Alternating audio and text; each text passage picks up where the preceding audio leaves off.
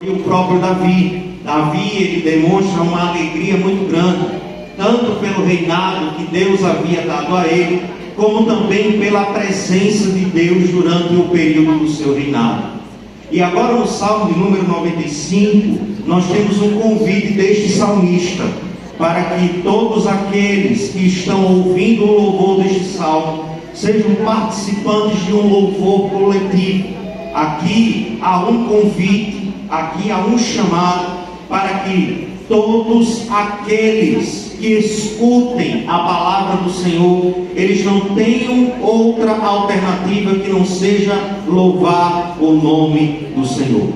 E quando nós vamos ver, irmãos, nós encontramos aqui neste salmo, nos primeiros versos, o salmista, ele citando alguns motivos para que o povo de Deus o adore. E como já foi cantado aqui logo na abertura deste culto aqui, quando as moças de Esté entraram, irmãos, nós vemos que ao longo de toda a Bíblia existe um Deus, um único Deus, que Ele está no controle de todas as coisas. Nós encontramos desde os primeiros livros de Gênesis um Deus que é, primeiramente, dando testemunho dele mesmo, o Todo-Poderoso, que traz à existência coisas a partir do nada. Agora, o que é mais interessante é que Deus, ele não se contenta somente em criar tudo e deixar que a humanidade, que as coisas, elas venham a existir à sua própria sorte. Nós vemos ao longo das Sagradas Escrituras de que temos um Deus que está preocupado, temos um Deus que intervém na história, e mais do que isso, nós temos um Deus que Ele sustenta toda a sua criação, ou seja, tudo aquilo que existe hoje só está de pé e permanecerá de pé por causa do poder do nosso Deus.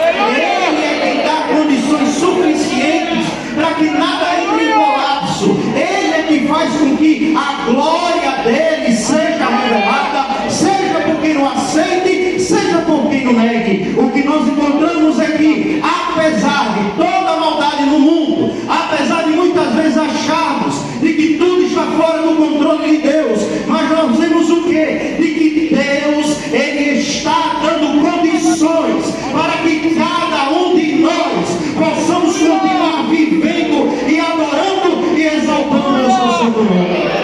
Nós não fomos entregues à nossa própria sorte, nós não fomos abandonados não somente porque pecamos, não. Nós estamos aqui porque Ele continua a nos sustentar e não deixa faltar nada para a vida de nenhum de nós. Toda honra e toda glória para ti, Deus. Louvado e engrandecido seja o nome do Senhor. E isso nós encontramos ao longo de todo o livro de Salmos. O Salmo de número 139 é talvez um resumo de todo o livro. Porque no Salmo de número 139, Davi, quando ele escreve, a gente encontra atributos de Deus. Mas a gente encontra também o quê? De que em qualquer lugar que nós venhamos estar, Deus, Ele se encontra lá. Davi, ele fala: se eu montar minha cama no mais alto monte, até mesmo a árvore, eu não tenho como me esconder de Deus, porque Ele está lá. Se eu for a parte mais baixa da terra, não tem como eu me esconder de Deus. Por quê? Porque Deus, Ele também está ali. Até que Ele chega à conclusão: não tem como eu fugir da presença dEle. Por quê? Não importa onde eu esteja, não importa em que situação me encontre, não importa a situação em que eu esteja passando, a certeza é somente de uma coisa: Deus, Ele está presente em qualquer situação da minha vida, em qualquer área da minha vida e em qualquer lugar que eu tenha estar presente. Aleluia! Ele é fiel, irmão. Glória a Deus. Informo, irmãos, que não importa onde quer que a gente venha estar. Nós criamos, a humanidade criou uma coisa que, para servir a Deus, e a prova de presença de Deus é a ausência de problemas. Isso é algo que tem sido muito comum e que tem crescido nos dias de hoje. É como se a presença de Deus ela estivesse condicionada à prosperidade. É como se a presença de Deus estivesse condicionada a que as coisas só precisam andar bem. Só que, irmãos, é bem verdade que enquanto nós estivermos andando por aqui, estamos sujeitos a passar por problemas e tribulações. Nós estamos sujeitos a passarmos por dias ruins. E isso não é sinônimo, isso não significa de que neste momento Deus nos abandonou, Ele nos deixou de lado. Não, de forma nenhuma. Romanos capítulo 8, versículo número 8 vai dizer que todas as coisas cooperam para o bem daqueles que amam a Deus, conforme foram chamados segundo o seu propósito. O que mostra, irmãos, de que por mais problemas que a gente passe, situações complicadas, difíceis, ou até mesmo situações boas, em todas elas nós podemos ter certeza de uma coisa: este Deus, Ele está conosco. Aleluia! Em qualquer situação a gente tem certeza de uma coisa: Deus, Ele está presente de alguma forma. Deus, Ele pode não livrar do jeito que você quer. Deus, Ele não pode fazer, Deus, Ele pode não fazer do jeito que a gente quer, mas há certeza de uma coisa: é de que Ele não foi embora, é de que Ele não se ausentou. Ele está presente lado a lado nosso. E o que o salmista faz aqui no Salmo de número 95 é um convite, um chamado. E diante de um chamado de Deus, não tem como a gente permanecer neutro. Ou a gente escolhe segui-lo, ou a gente escolhe rejeitá-lo. E o convite que este salmista faz é de que nós olhemos para tudo aquilo que Deus Ele já fez por nós e na sua criação, de tantas coisas que Deus Ele já proveu para cada um de nós, e que a reação recomendada seja uma: é de que o nosso coração ele responda de uma forma que nós venhamos a cumprir o que está no verso de número 6, é de se aproximar dele e adorar e render graça a ele por tudo. Agora veja o verso de número 1. No verso de número 1, o salmista ele começa dizendo: vinde, cantemos ao Senhor com júbilo, celebremos ao rochedo da nossa salvação. O salmista ele começa fazendo um convite para que as pessoas ali entendam uma coisa: nós já temos um motivo que é suficiente para rendermos adoração a este Deus, independente do que aconteceu. O que é um motivo de salvação. Quase sempre quando enxergamos no Antigo Testamento, salvação diz respeito à saída do povo de Deus do Egito e à entrada do povo de Deus na terra de Canaã, de como Deus guardou aquele povo no deserto, de como Deus abriu o mar vermelho para que eles pudessem passar, ao ponto até mesmo de Moisés e Josué deixar claro: olha, vocês estiveram 40 anos aqui, a sandália dos pés de vocês não vieram a sofrer nenhum desgaste, as roupas que vocês saíram de lá estão da mesma forma, apesar do calor do dia e do frio da noite. O que é que Deus ele proveu ali para o povo? Livramento, salvação dos inimigos e de qualquer perigo que viesse contra o povo de Israel. E o que é que o salmista ele fala? Aqui está o motivo para que nós venhamos o quê? A adorar e bendizer a Ele, porque a gente não tinha nada que entregar a Ele, mas Ele fez tudo porque foi do agrado dEle.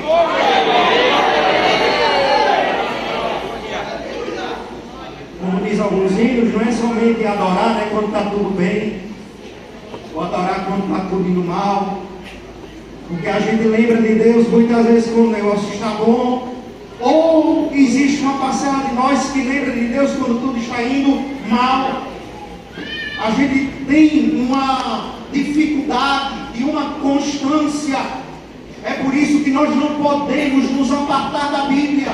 Ela que nos faz lembrar todos os dias onde é que nós estávamos, quem nós éramos, o que nós fazíamos e que mesmo apesar de tudo isto, Jesus ele não olhou nem para mim nem para você com um olhar de condenação, mas pelo contrário, ele olhou com um olhar de compaixão e ele deixa uma promessa: todos aqueles que o receberem, a estes deu-lhes o poder de serem feitos filhos de Deus.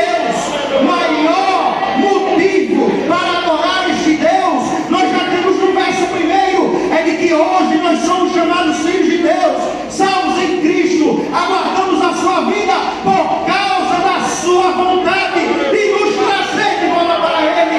O principal motivo da gente se reunir quarta, domingo, sábado, escola bíblica, culto de adoração, culto de ensino, é reconhecimento de que Ele nos salvou dos nossos pecados. Quem éramos nós?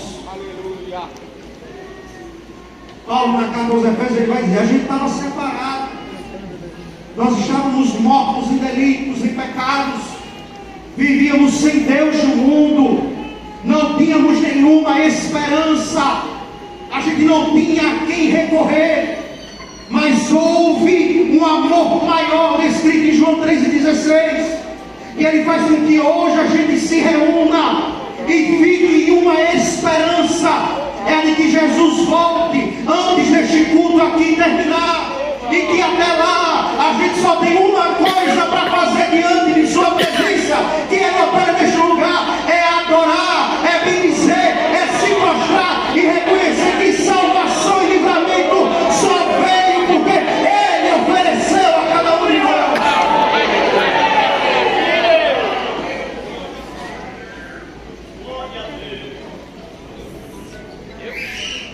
Já no verso número 3, porque o 2 ele vai dizer: saímos ao encontro com ações de graças, vitoriemos com salmos.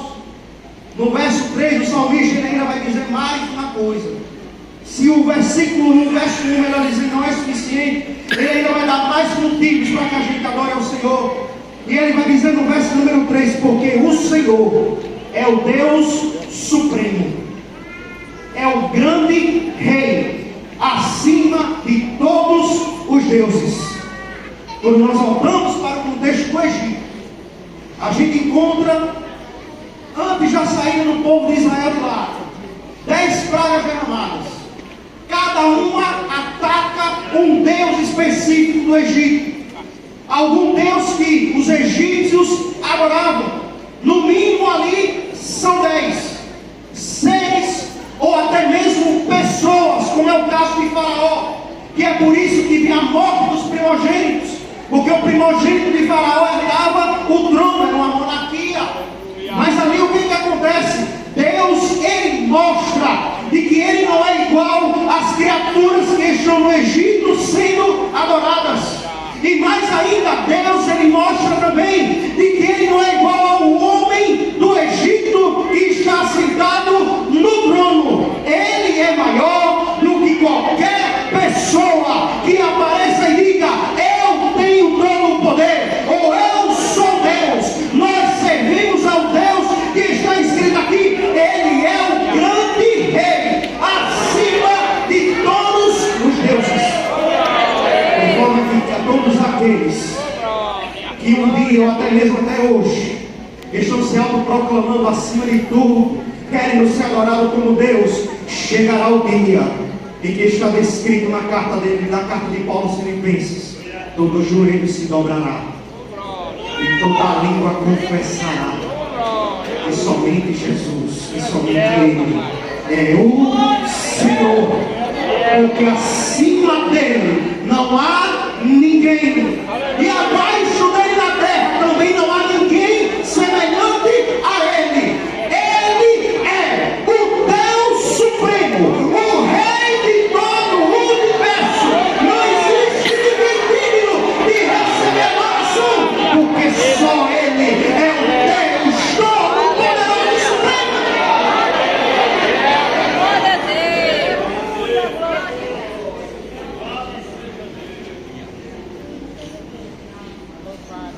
De forma que tudo isso aqui um dia vai passar. A visão que João tem no livro do Apocalipse, capítulos 4 e 5, é uma das maiores visões que nós temos de adoração na Bíblia. Porque nós temos em um primeiro momento a adoração acontecendo em volta do trono de Deus, enquanto a terra está em uma grande turbulência. A Bíblia mostra que lá nos céus está tudo calmo, tudo tranquilo, tudo no controle de Deus, e não há agito nos céus de um lado para o outro. E no capítulo 4 do livro do Apocalipse, nós encontramos uma adoração que é dada àquele que está sentado no trono. E todos aqueles que estão ali em volta do trono, eles não estão preocupados com o Império Romano que está embaixo, ou com qualquer outro tipo de governo que está na terra. Eles estão olhando para quem está no trono e estão dizendo: aqui está quem manda em tudo, aqui está quem tem o destino de tudo. Já no capítulo 5 a visão ela ganha algo maior, porque no capítulo 5 agora existe um livro que está selado com 7 selos, e que João vai dizer que não se encontra ninguém digno de abrir o livro e desatar os selos, e mais ainda, ninguém digno de nem mesmo olhar para o livro. E a Bíblia vai dizer que ele começa a chorar porque não encontra ninguém nos céus, na terra, nem em lugar algum que seja capaz de nem sequer olhar o livro. Aí algum dos anciãos vai chegar para João e vai dizer: não chores. Eis aqui o leão da tribo de Judá, a raiz de Davi, que venceu para tomar o livro e desatar os seus 7 selos com a história restante da humanidade. E agora aqueles que estão adorando não iam adorar somente quem está no trono, mas vão adorar quem? Aquele que está aparecendo como um cordeiro, com a aparência de que foi morto. Só que agora eles não estão vendo o cordeiro morto, eles estão vendo aquele que é o Todo-Poderoso e está vivo, tomando o livro da mão daquele que está sentado no trono. Eles vão dizer: digno é o cordeiro de tomar o livro e desatar os seus 7 selos. Por quê? Porque com o sangue dele, ele comprou para Deus homens de toda tribo, língua e nação. E mais ainda, para Deus, ele fez estes homens como reino e sacerdotes. O céu agora está adorando a um cordeiro que está com o livro do futuro da humanidade na mão e está dizendo: ele que é digno de adoração, ele que é digno de louvor, ele que é digno de toda honra, de toda glória, de todo poder, para os séculos dos séculos. Por quê? Porque na terra, embaixo da terra, ou no céu, não há nenhuma outra criatura que se compare ao Deus Todo-Poderoso aqui na terra.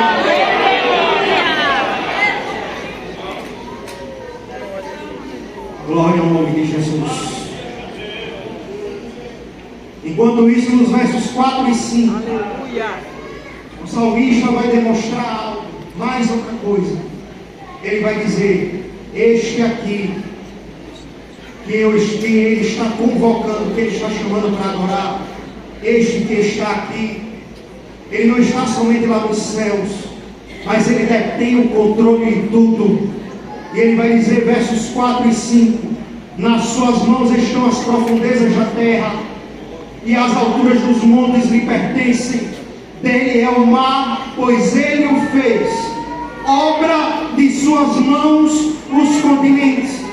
O salmista termina essa primeira parte do Salmo de número 95, deixando claro uma coisa, de que, como já dissemos, não há nenhum outro Deus igual a este Deus. E quando se olha para a terra, não tem ninguém que tenha o controle de tudo que não seja o próprio Deus. De forma que não temos motivos para estarmos preocupados, motivos para estarmos indo de um lado para o outro com as coisas que estão acontecendo à nossa volta. Deus tem tudo no controle de sua mão, nada fugindo da mão dele, e ele caminha a humanidade para a consumação final de todas as coisas. Ele deixa claro: mesmo que se levante reino, mesmo que se levante rei, mesmo que tudo venha abaixo, mas Deus está com o controle de tudo na mão dele. E ele faz o convite no verso 6. É um Deus que salva, é um Deus que tem tudo na mão dele, é um Deus que não tem ninguém semelhante a Ele. E o salmista ele faz no verso 6 um convite. Aleluia. Diante de tudo isso, só tem uma coisa a se fazer: é se achegar, é adorar. Mas não é adorar de todo jeito, é adorar prostrado, ajoelhado, em sinal de quê? De reconhecimento de que Ele é quem comanda tudo. É adorar prostrado, entendendo de que não temos nada, de que não somos nada, de que a gente não sabe o que vai acontecer amanhã. Mas este Deus é o Deus que sabe tudo. Este Deus é o Deus que Ele tem tudo no controle de sua mão. Este Deus é o que já decretou o futuro de todas as coisas. E Ele diz: não adianta correr de um lado para o outro, para cá e para lá. Tudo está na mão dele. Só tem uma coisa para a gente fazer: reconhecer que é tudo dele, por Ele e para Ele. São todas as coisas. Agora é somente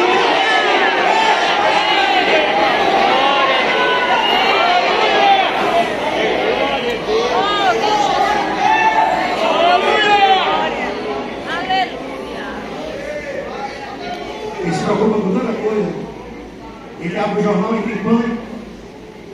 Eu lembro que quando começou a pandemia de 2020, eu chegando em casa com os computadores de empresa, e naquela época era inconcebível a gente pensar que ia fechar tudo.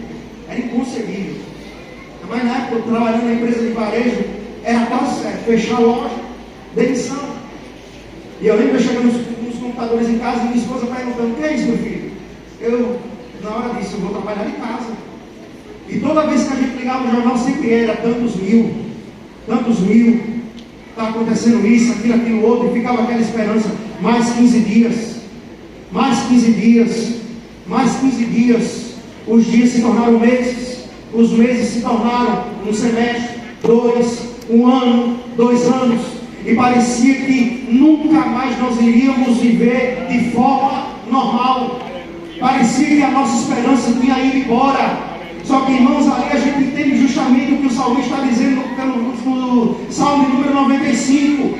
É de que aqui é limitado, é de que nós possuímos um limite que é inerente a nós somos humanos, e que a gente não consegue ir muito além, a gente só vai até onde Deus permite. E de que diante disso a gente só consegue olhar para Deus e ter um coração ou voltado para Ele, ou um coração que negue a adoração a Ele.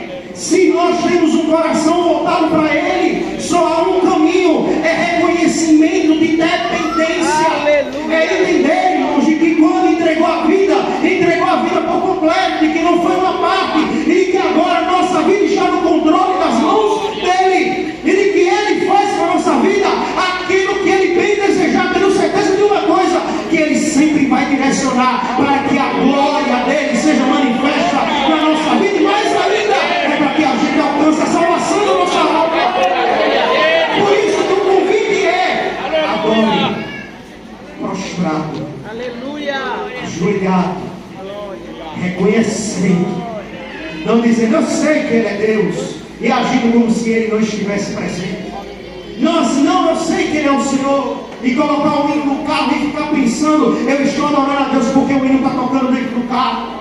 Ou até mesmo pensar que está adorando a Deus porque a Bíblia está aberta no Salmo de número 91 dentro da sua casa, na estante da sala. Não, é reconhecer, adorar a Deus, reconhecendo o quê? Ele é que tem tudo, Ele é que pode tudo, é dele que vem todas as coisas, é Ele quem tem tudo. Eu não tenho nada, a única coisa que eu tenho que fazer é reconhecer que Ele é que tem todo o poder. Mas aí ao mesmo tempo que aí existe uma advertência. Eu disse aqui que uma vez que somos chamados, não existe posição neutra. Ou a gente vai adorar o Senhor, ou então nós partimos para o outro lado. E o salmista, na parte final do verso 7, ele vai trazer uma advertência do próprio Deus falando através dele, de maneira clara. Quando ele vai dizer, trazer à memória o quê? O que acontece com Israel quando eles estão caminhando para Canaã. Quando ele vai dizer, eles